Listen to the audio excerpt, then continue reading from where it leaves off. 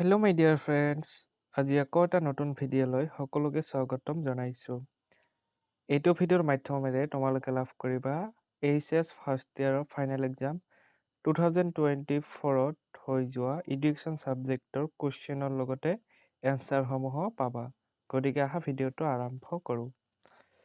তোমালোকে ইতিমধ্যে কুৱেশ্যন পেপাৰৰ প্ৰথম পেজ চাবলৈ পাৰিছা ইয়াতে যে 2024 এডুকেশ্যন ছাবজেক্টৰ এইচএছ ফাৰ্ষ্ট ইয়াৰৰ কুৱেশ্যন পেপাৰৰ লগতে তোমালোকক ইয়াতে দিয়া আছে কুৱেশ্যনৰ পেটাৰ্ণ সম্পৰ্কে ইয়াত দিয়া আছে। তোমালোকে নিশ্চয় জানা যে যিহেতু MCQ তোমালোকে বেছি পঢ়িব লাগে বা বেছি ধ্যান দিব লাগে MCQ, ঠিক আছে। সেইকাৰণে মই শ্বৰ্ট কুৱেশ্যনখিনিৰ লগতে 2 মাৰ্কছৰ যিখিনি কুৱেশ্যন আছে সেইখিনি সম্পূৰ্ণ চলুচন পাই যাবা। কুৱেশ্যন নাম্বাৰ 1 লৈ আগবাঢ়িছোঁ আমি। প্ৰথমে কুৱেশ্যন নাম্বাৰ 1টো দিয়া আছিলে যে 1 নম্বৰ নিৰ্দেশ অনুসৰি চমুত্তৰ দিয়া যিকোনো 12টা। ইয়াতে 12টাতকৈ বেছি আছে, গোটেইখিনি চলুচন পাবা, কিন্তু লিখিব লাগিব মাত্ৰ 12টা। খালী ঠাই পূৰ কৰা। প্ৰথমে আহিছিল এই নম্বৰত যে লেটিন ভাষাৰ ডুক শব্দৰ অৰ্থ হৈছে ডেছ। ডেছৰ ঠাইত তোমালোকে কি লিখিব লাগিব? মই আগবাঢ়ো, ঠিক আছে। অৰ্থাৎ ডুক শব্দৰ অৰ্থ হৈছে মই আগবাঢ়ো। তাৰপিছতে ছেকেণ্ড নম্বৰ কুৱেশ্যনটো দিয়া আছিলে যে জন ডিউৱে শিক্ষাক ত্ৰিপক্ষীয় পদ্ধতি হিচাপে অভিহিত কৰিছে আৰু এই তিনিটা পক্ষই শিক্ষাৰ্থী, শিক্ষক আৰু দেশক সামৰি লয়। তোমালোকে নিশ্চয় জানা যে জন ডিউৰ এগৰাকী শিক্ষাবিদ আৰু এই শিক্ষাবিদগৰাকীয়ে কি কৰিছিল? শিক্ষা অৰ্থাৎ এডুকেশ্যনেল যিটো ছিষ্টেম বা শিক্ষাক তেওঁ কি কৰিছিলে? তিনিটা ভাগত ভাগ কৰিছিলে। কিন্তু আকৌ যেতিয়া দুটা ভাগত বিভক্ত কৰিছিলে সেইটো বেলেগ শিক্ষাবিদে কৰিছিলে, ঠিক আছে। দুটা ভাগত ভগাব পাৰি বুলি কোনো শিক্ষাবিদে কৈছিলে, কিন্তু ইয়াত কোৱা হৈছে তিনিটা শিক্ষাৰ তিনিটা দিশ আছে বা শিক্ষাক তিনি প্ৰকাৰে আমি ভাগ কৰিব পাৰি, যাক ত্ৰিপক্ষীয় পদ্ধতি বুলি কোৱা হয়। আৰু এই ত্ৰিপক্ষীয় পদ্ধতি কোনটো আছে?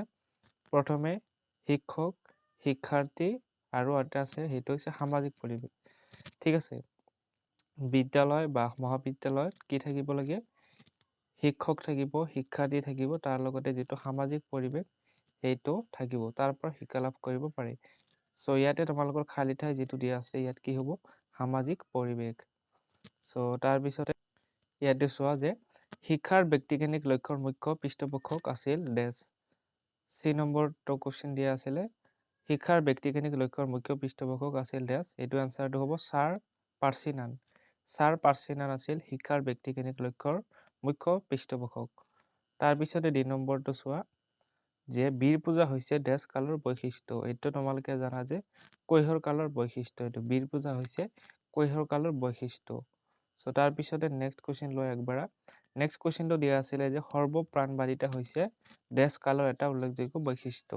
এইটো হ'ব শৈশৱ কালৰ বৈশিষ্ট্য। সৰ্বপ্ৰাণবাদিতা হৈছে শৈশৱ কালৰ এটা উল্লেখযোগ্য বা গুৰুত্বপূৰ্ণ বৈশিষ্ট্য। তাৰপিছতে নেক্সট কুৱেশ্যন লৈ আগবাঢ়িছোঁ। নেক্সট কুৱেশ্যনটো F নম্বৰটো দিয়া আছিলে যে 1791 পৰা 1871 চনৰ ভিতৰত ডেছে পোনপ্ৰথম কম্পিউটাৰ আৱিষ্কাৰ কৰিছিল। এইটো বিজ্ঞানীজনৰ নাম দিব লাগে। এইটো চনটো এনে দিয়া আছে, তোমালোকে চাবা। এইটো তোমালোকক কনফিউজ কৰাৰ কাৰণে দিয়া আছে, ঠিক আছে। এনচাৰটো অৰ্থাৎ আমি ক'ব লাগে যে কম্পিউটাৰ কোনে আৱিষ্কাৰ কৰিছিলে। তোমালোকে নিশ্চয় জানা বা এনে জেনেৰেল নলেজৰ কাৰণে জানিব লাগে চাৰ্লছ ডাৰউইন, ঠিক আছে। চাৰ্লছ বেবেজ এইটো হ'ব। চাৰ্লছ বেবেজে কি কৰিছিলে? কম্পিউটাৰ আৱিষ্কাৰ কৰিছিলে। এইখিনি তোমালোকে স্পেলিংটো চাৰ্লছ এনেকুৱা হ'ব, তাৰপিছত বেবেজটো তোমালোকে লিখি ল'বা, ঠিক আছে। তাৰপিছতে নেক্সট কুৱেশ্যনটো চোৱা যে জি নম্বৰটো দিয়া আছিলে যে ইংৰাজী চাইকলজি শব্দটো ডেছ ভাষাৰ পৰা উৎপত্তি হৈছে। এনচাৰটো হ'ব গ্ৰীক ভাষাৰ পৰা। ইংৰাজী চাইকলজি শব্দটো গ্ৰীক ভাষাৰ পৰা উৎপত্তি হৈছে। নেক্সট কুৱেশ্যন H নম্বৰ লৈ আগবাঢ়িছোঁ আমি। H নম্বৰটো দিয়া আছিলে যে আৱেগৰ ইংৰাজী প্ৰতিশব্দ ইম'চন। আৰু এই ইম'চন শব্দটো লেটিন ভাষাৰ ডেছ শব্দৰ পৰা আহিছে। ইম'চন শব্দ এটি আমাৰ যি ইয়ং বয়সত আমি সদায় ব্যৱহাৰ কৰোঁ ইম'চন, আৰু ইয়াৰ অসমীয়া অৰ্থত নিশ্চয় জানিব লাগে, সেইটো হৈছে আৱেগ, ঠিক আছে। ইমোশন হোৱা বা ইমোশনাল হোৱা মানে আৱেগিক হৈ পৰা। চ' এই ইমোশনাল বা আৱেগ শব্দটো ইমোশন শব্দটো লেটিন ভাষাৰ ক'ৰ পৰা আহিছে, কোনটো ভাষাৰ পৰা আহিছে সেইটো লিখিব লাগে। চ' এইটো তোমালোকে জানাই ইমফেয়াৰ পৰা আহিছে, ঠিক আছে। মই লিখি দিছোঁ, ইয়াতে চাই ল'বা। EMOVARE,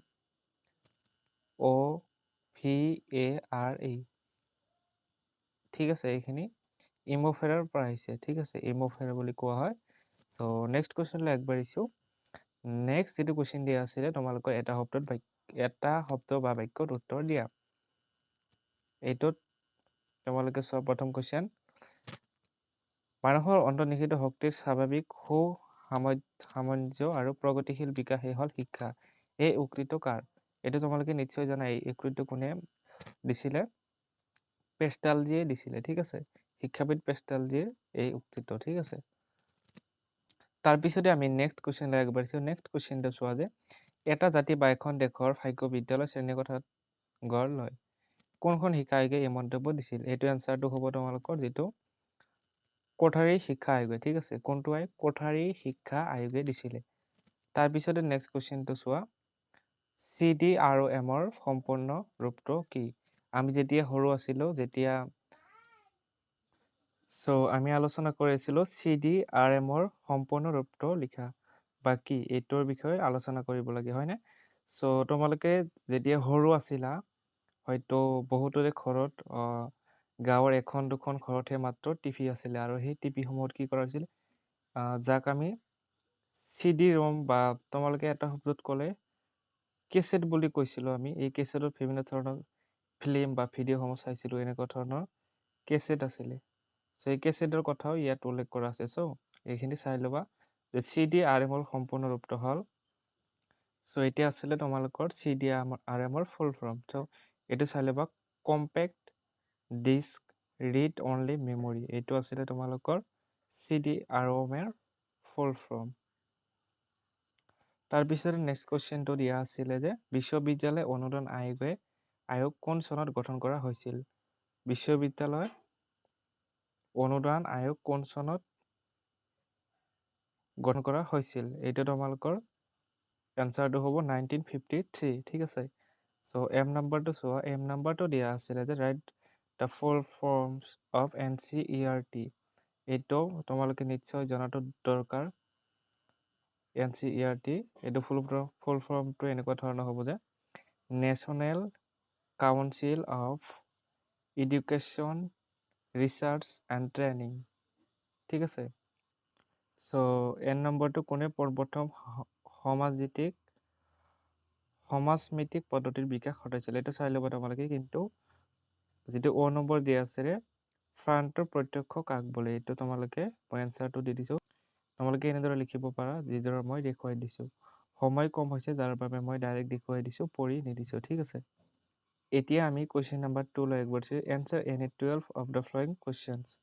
এই নম্বৰত দিয়া আছিলে আনুষ্ঠানিক শিক্ষা বুলিলে তুমি কি বুজা? চ' আনুষ্ঠানিক শিক্ষাৰ বিষয়ে তোমালোকে নিশ্চয় জানা। আনুষ্ঠানিক শিক্ষা হৈছে এটা সুপৰিকল্পিত আৰু সুসংগঠিত শিক্ষা ব্যৱস্থা, যিটো সাধাৰণতে স্কুল, কলেজ বা বিশ্ববিদ্যালয়ৰ দৰে স্বীকৃতি প্ৰতিষ্ঠানত প্ৰদান কৰা হয়। চ' তোমালোকে যিটো শিক্ষা লাভ কৰি আছা, এইটো হৈছে আনুষ্ঠানিক শিক্ষা। তাৰপিছত নেক্সট কুৱেশ্যন চোৱা, শিক্ষা হৈছে এক জীৱনজোৰা প্ৰক্ৰিয়া, ব্যাখ্যা কৰা। এইটো ব্যাখ্যা কৰিব লাগে। Education is a long process. চ' এইখিনি চাব পাৰিছা তোমালোকে নিশ্চয় জানা যে education is a long process, যিটো জীৱনৰ তোমালোকে প্ৰত্যেকটো জীৱনৰ ঘটনাৰ পৰাই শিক্ষা লাভ কৰিব পাৰা। সেইটো শিক্ষাৰ কোনো বয়স নাই। এইটো মাত্ৰ গৰ্ভৰ পৰাই কিন্তু শিক্ষা লাভ কৰে এটি সন্তানে, ঠিক আছে। আকৌ জন্মৰ পৰা আৰম্ভ কৰি মৃত্যুৰ আগলৈকে এজন ব্যক্তিয়ে যিখিনি জ্ঞান আহৰণ কৰে তাকে শিক্ষা বুলি কোৱা হয়। মানে যেতিয়া তোমালোকৰ বয়সস্থ মানুহ হয়, তেতিয়াও কিন্তু তেওঁ কি কৰিব পাৰে? শিক্ষা লাভ কৰিব পাৰে, ঠিক আছে। চ' শিক্ষাৰ কোনো বয়স নাই। তুমি য়ং বয়সতো বা য়ং লাইফতো কি কৰিব পাৰা? শিক্ষা আহৰণ কৰিব পাৰা, বা বয়স হ'লেও তুমি শিক্ষা আহৰণ কৰিব পাৰা। ত' এইখিনি এনচাৰখিনি চাই ল'বা তোমালোকে। তাৰপিছতে নেক্সট কুৱেশ্যন, শৈশৱকাল কাক বোলে? শৈশৱকাল কাক বোলে? এইখিনিও জানা। চ' এইটো চোৱা তোমালোকে শৈশৱকাল মানে হৈছে মানুহৰ জীৱনৰ প্ৰথম অৱস্থা জন্মৰ পৰা কোমলীয়া বয়সলৈ সাধাৰণতে 12-13 বছৰলৈ সময়ছোৱা। চ' এইটো তোমালোকে বয়সটো লিখিব নালাগে, বাকীখিনি তোমালোকে লিখিব পাৰা, ঠিক আছে। এই সময়ত শাৰীৰিক যেনে উচ্চতা, ওজন বৃদ্ধি আদি হয়। এইবিলাক তোমালোকে যিটো শৈশৱকালৰ বিষয়ে লিখিবা, এক্সপ্লেইন কৰি লিখাৰ চেষ্টা কৰিবা। তাৰপিছতে বৃদ্ধি আৰু বিকাশৰ মাজৰ যিটো পাৰ্থক্য, এইটো ছেকেণ্ড ইয়াৰতো লাগে, গতিকে এইটো ভেৰি ভেৰি ইম্পৰ্টেণ্ট হয়, এইটো তোমালোকে জানি ল'বা। চ' বৃদ্ধি আৰু বিকাশৰ মাজৰ পাৰ্থক্য এইটো দিয়া আছে। বৃদ্ধি 2 নম্বৰত বিকাশ। বৃদ্ধি হৈছে পৰিমাণগত পৰিৱৰ্তন, যেনে উচ্চতা, ওজন বাঢ়ে, ইয়াক জোখেৰে মাপিব পাৰি, যেনে চেণ্টিমিটাৰ, কিলোগ্ৰাম। তাৰপিছতে বিকাশ হৈছে গুণগত পৰিৱৰ্তন, যেনে বৃদ্ধি, ব্যক্তিত্ব, সামাজিক দক্ষতাৰ উন্নয়ন। এইখিনি তোমালোকে চাই ল'বা। তাৰপিছত ই নম্বৰটো চোৱা। ই নম্বৰ দিয়া আছিলে এখন বিদ্যালয়ত স্থাপন কৰা এটা বিজ্ঞান পৰীক্ষাগাৰৰ প্ৰয়োজনীয় 2টা চৰ্ত লিখা। চ' তোমালোকে এইখিনিও লিখিব পাৰা, বা কিতাপত দিয়া ধৰণে যদি লিখা সেইটো বেছি ভাল হয়। চ' এইখিনিও তোমালোকে লিখিব পাৰা যে পৰীক্ষাগাৰত পৰ্যাপ্ত বায়ু চলাচল, অগ্নি নিৰ্বাপক যন্ত্ৰ, প্ৰটেক্টিভ গিয়াৰ যেনে চশমা, গ্ল'ভাৰ্ছ থকা বাধ্যতামূলক, আধুনিক সা-সঁজুলি, বিজ্ঞানৰ পাঠ্যক্ৰমৰ প্ৰয়োজনীয় পৰীক্ষা নিৰীক্ষাৰ বাবে, এইবিলাক তোমালোকে চাই ল'বা, ঠিক আছে। তাৰপিছতে কম্পিউটাৰৰ 2টা বৈশিষ্ট্য লিখে। নিশ্চয় তোমালোকে বা তোমালোকৰ বিদ্যালয়, মহাবিদ্যালয়ত হওক, কম্পিউটাৰ নিশ্চয় দেখিছে, তাত যিকোনো বৈশিষ্ট্য দিব লাগে। চ' কম্পিউটাৰ 2টা বৈশিষ্ট্য দিব পাৰা, দ্ৰুতগতি, তাৰপিছত সঠিকতা মানে ৰাইট বা কাৰেক্ট। তাৰপিছতে নেক্সট কুৱেশ্যনটো চোৱা, অভিজ্ঞতা ভিত্তিক পাঠ্যক্ৰম কাক বোলে? অভিজ্ঞতা ভিত্তিক পাঠ্যক্ৰম। চ' ইয়াৰে এনচাৰটো এনেধৰণে লিখিব তোমালোকে, যিদৰে মই দেখুৱাই দিছোঁ যে অভিজ্ঞতা ভিত্তিক পাঠ্যক্ৰম হ'ল এক শিক্ষণ পদ্ধতি য'ত শিক্ষাৰ্থীৰ ব্যক্তিগত অভিজ্ঞতা, পৰিৱেশ আৰু বাস্তৱ জীৱনৰ সমস্যা আদি পাঠ্যক্ৰমৰ মূল ভিত্তি হিচাপে ব্যৱহাৰ কৰা হয়। ইয়াত শিক্ষাৰ্থীয়ে প্ৰকল্প, কৰ্মশালা বা বাস্তৱ অভিজ্ঞতাৰ জৰিয়তে সঠিকভাৱে জ্ঞান অৰ্জন কৰে। উদাহৰণস্বৰূপে বিজ্ঞানৰ পাঠত উদ্ভিদৰ বৃদ্ধি অধ্যয়ন কৰিবলৈ শিক্ষাৰ্থীয়ে বাগিচাত গছ ৰোপণ কৰি প্ৰত্যক্ষ অভিজ্ঞতা লাভ কৰে। চ' এইটো এনচাৰ তোমালোকে এনেদৰে লিখিবা। তাৰপিছতে তোমালোকৰ নেক্সট কুৱেশ্যনটো দিয়া আছিলে 8 নম্বৰটো যে জিলা শৈক্ষিক আৰু প্ৰশিক্ষণ প্ৰতিষ্ঠান অৰ্থাৎ DIETৰ 2টা কাৰ্য লিখা। চ' ইয়াৰে তোমালোকৰ এনচাৰটো এনেধৰণে লিখিব পাৰা যে শিক্ষক প্ৰশিক্ষণ, শৈক্ষিক সঁজুলি প্ৰস্তুত কৰা ইত্যাদি এনেধৰণে লিখিবা। তাৰপিছতে নেক্সট কুৱেশ্যনটো চোৱা, শিক্ষা মনোবিজ্ঞান কাক বোলে? এইটো ভেৰি ইম্পৰ্টেণ্ট হয় তোমালোকৰ কাৰণে, গতিকে এইটো তোমালোকে ভালদৰে চাই ল'বা। এইটো চোৱা তোমালোকে, শিক্ষা মনোবিজ্ঞান হ'ল শিক্ষাৰ প্ৰক্ৰিয়া আৰু মানৱ আচৰণৰ মাজৰ সম্পৰ্ক অধ্যয়ন কৰা এক বিজ্ঞান। চ' এইটো তোমালোকে চাই ল'বা। তাৰপিছতে নেক্সট কুৱেশ্যনটো দি আছিলে যে পৰীক্ষণ পদ্ধতিৰ 2টা সুবিধা লিখা। পৰীক্ষণ পদ্ধতিৰ 2টা সুবিধা এনেধৰণৰ। চ' এইটো এনেধৰণে লিখিবা যে বাস্তৱিক জ্ঞানৰ সৈতে পৰিচয়, 2 নম্বৰৰ গৱেষণামূলক দক্ষতাৰ বিকাশ, এনেধৰণে লিখিবা। তাৰপিছতে নেক্সট কুৱেশ্যন কেই নম্বৰটো দিয়া আছিলে, মনোবিজ্ঞান আৰু শিক্ষা মনোবিজ্ঞানৰ মাজত থকা 2টা পাৰ্থক্য লিখা। চ' এইটো এনচাৰ তোমালোকে এনেধৰণে লিখিব পাৰা, 1 নম্বৰ অধ্যয়নৰ ক্ষেত্ৰ, 2 নম্বৰৰ উদ্দেশ্য। এইখিনি তোমালোকে এক্সপ্লেইন কৰি লিখাৰ চেষ্টা কৰিবা। যে মনোবিজ্ঞান ই মানুহৰ সাধাৰণ আচৰণ, চিন্তা, আৱেগ আৰু মানসিক প্ৰক্ৰিয়াৰ বৈজ্ঞানিক অধ্যয়ন কৰে। আকৌ যদি এইটো অলপ বেলেগ ধৰণে ভাবা, যে শিক্ষা মনোবিজ্ঞান ই শিক্ষাৰ্থীৰ শিক্ষণ প্ৰক্ৰিয়া, শিক্ষকৰ কৌশল আৰু শৈক্ষিক পৰিৱেশৰ গুৰুত্ব দিয়ে। তাৰপিছত উদ্দেশ্য হিচাপত চালে মনোবিজ্ঞান মানৱ আচৰণৰ সাৰ্বজনীন নীতি আৰু কাৰণ অনুসন্ধান কৰে। এইখিনি চাই ল'বা। নেক্সট কুৱেশ্যনটো চোৱা যে মেৰুমজ্জাৰ 2টা কাৰ্য লিখা। এইটো এনেদৰে যে মেৰুমজ্জাৰ 2টা কাৰ্য হ'ল সংকেত প্ৰেৰণ, তাৰপিছতে ৰিফ্লেক্স ক্ৰিয়া। এইখিনি তোমালোকে লিখিবা। তাৰপিছতে নেক্সট কুৱেশ্যন M নম্বৰটো যে উদ্দীপক কাক বোলে? উদ্দীপক মানে কি? কোনো এটা কাৰণ। চ' উদ্দীপক মই এটা এক্সাম্পল দিছোঁ চাবা। যেতিয়া তোমালোকে ধৰি লোৱা এটা ৰুমত তোমালোকে ধৰি লোৱা এইটো ৰুম, আৰু এইটো ৰুমত তোমালোকে বিভিন্নজনে ক্লাছ কৰি আছা, তোমাৰ টিচাৰ আছে তাতে ক্লাছ কৰি আছা, মানে অধ্যয়ন কৰি থকা সময়ত ধৰি লোৱা অতিমাত্ৰা কি হ'ল, হঠাতে বৰষুণ দিল, ৰ'দ থকা বাহিৰত কি হৈছে, ৰ'দ থকা সময়তে কি কৰিছে, বৰষুণ দিছে, ঠিক আছে। এইটো তোমালোকৰ কাৰণে উদ্দীপক হ'ব। তোমালোকে নিশ্চয় দৰৱাজা বা খিৰিকীৰ সৈতে চাবা, কাৰণ এইটো আচৰিত ঘটনা। কাৰণ ৰ'দ দিয়া সময়ত বৰষুণ সাধাৰণতে নিদিয়ে, কিন্তু তেতিয়া সেইদিনাখন কি হৈছিলে, ৰ'দ দিয়া সময়তে বৰষুণ দিছিলে, হয়নে? চ' সেইকাৰণে যিটো আচৰিত ঘটনা বা কিবা এটা কাৰণত তুমি ইয়াতে চাইছা, বাহিৰলৈ চাইছা, এইটো তোমাৰ কাৰণে উদ্দীপক বা তোমালোকৰ কাৰণে উদ্দীপক। চ' এইটো উদ্দীপক কি, এই বৰষুণটো হৈ পৰিল উদ্দীপক। এনেকুৱা ধৰণৰ উদ্দীপকসমূহ হয়। গতিকে উদ্দীপক কি বুজিয়ে পালা? চ' তোমালোকে এনেধৰণে লিখিবা যে উদ্দীপক হৈছে যিকোনো পৰিৱেশৰ পৰিৱৰ্তন বা শক্তি যিয়ে জীৱৰ ইন্দ্ৰিয়ক সক্ৰিয় কৰি প্ৰতিক্ৰিয়া সৃষ্টি কৰে। উদাহৰণ আলোক, চকুৰ পুতলি সৰু ডাঙৰ হোৱা, শব্দ জোৰেৰে মাত শুনিলে মূৰ ঘূৰোৱা।